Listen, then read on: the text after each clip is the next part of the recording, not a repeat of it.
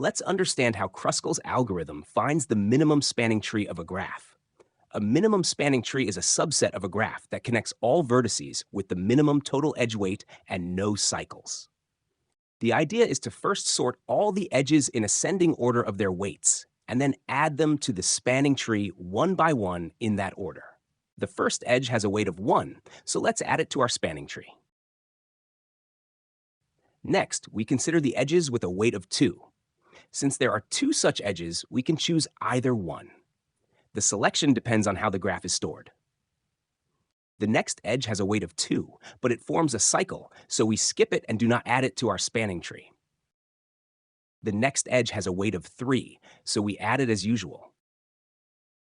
Then comes the edge with a weight of 4, but since it forms a cycle, we skip it. Next is the edge with a weight of 5, which we add as usual. Now, as you can see, all the nodes are connected, so the algorithm stops. Observe carefully. The minimum spanning tree always contains edges equal to 1 less than the number of nodes in the graph. Now, let's understand how cycle detection works. Here, we have some disconnected graphs.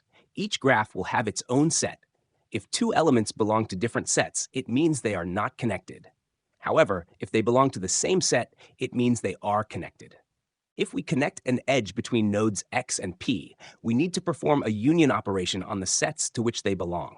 Similarly, if we connect an edge between nodes Q and M, the same union operation will be performed on the sets containing those nodes. Now let's connect P and N. It is forming a cycle, but how can we know? To check, look into the sets. If both P and N are in the same set, it means they form a cycle. So that's how cycle detection works. If both nodes are in the same set, it means there is a cycle. Otherwise, there is no cycle. Now, let's dive deeper into how disjoint sets work. Here, we have a table with all the nodes, along with a parent table where each node is considered its own parent, and a rank table that contains the rank of each element. The significance of these will become clear in a moment. For now, just remember that initially, each node is its own parent. When this happens, we consider the element as its root, meaning each element is its own root.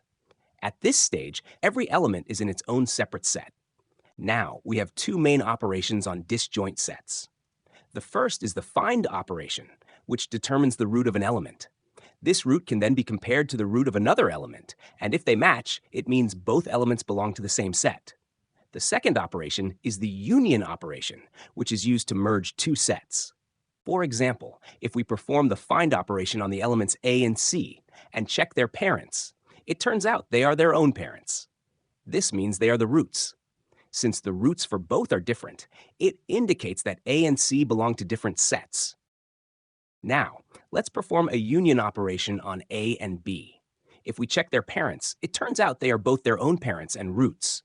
Looking at their ranks, we see they are the same. In this case, we can choose one to be the parent of the other. Let's make A the parent of B. After this, we increment the rank of A.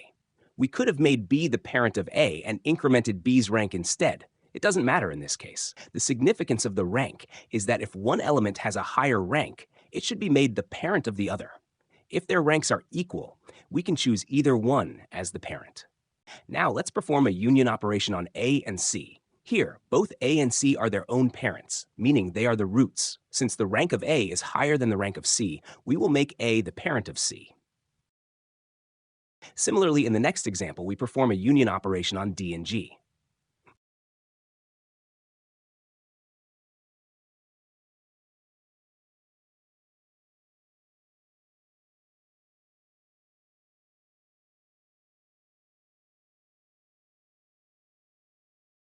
In the last example, let's perform a union operation on A and D. In this case, both elements have the same rank, so we will make A the parent of D.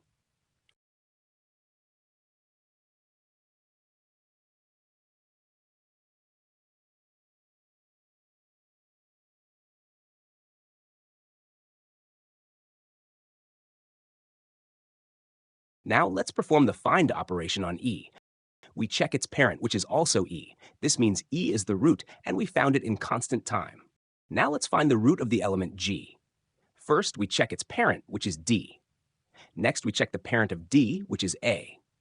Finally, we check the parent of A, and since the parent of A is A itself, we conclude that A is the root.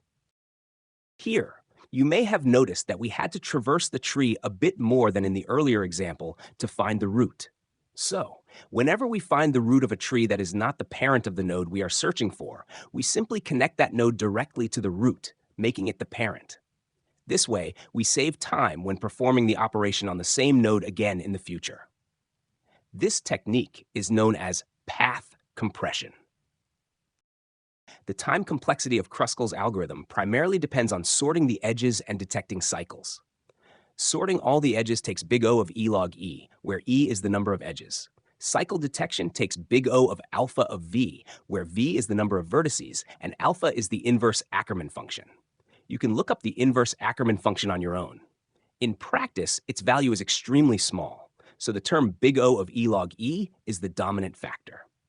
Now, talking about space complexity. The graph is represented using an adjacency list, which takes big O of V plus E space, where V is the number of vertices and E is the number of edges. Storing all the edges after sorting takes big O of E space. The parent table takes big O of V, and the rank table also takes big O of V. So ultimately, the total space complexity is big O of V plus E. Now, let's take a look at the Python implementation of this algorithm. You can skip this part if you're not interested in seeing the code. We will start by defining the disjoint set class. In the constructor, we will initialize the parent and rank tables. Now, the find method will take a vertex as input to determine its root. If the vertex is not its own parent, we will recursively call the find method on its parent and assign the result to the parent of the current vertex. This process is known as path compression. If the vertex is its own parent, we simply return it. Next, the union method will take two elements as input, on which the union operation is to be performed. It will then compare the ranks of these elements. The element with the greater rank will be made the parent of the other. If the ranks are the same, either one can be made the parent, and the rank of the new parent will be incremented by 1. Next, we will define the function Kruskal, which takes the graph as input. Inside this function, we will create a list called edges to store all the edges of the graph. We will then extract all the edges into this list and sort them in ascending order by their weights. Next, we initialize the vertices of the graph by converting the keys of the graph into a list. Then, we create an instance of the disjoint set class using these vertices. We also initialize an empty list called MST, which will store the edges of the minimum spanning tree. After that, we iterate through all the edges. For each edge, we extract the two vertices, U and V, and the weight of the edge. We then find the roots of U and V, using the find method of the disjoint set. If the roots of U and V are different, it means adding this edge will not form a cycle. So, we add this edge to the MST list and perform a union operation on the roots of U and V. Finally, we return the MST, which contains the edges of the minimum spanning tree. Now, if we run this code on our example graph, we should get the desired output, the edges of the minimum spanning tree.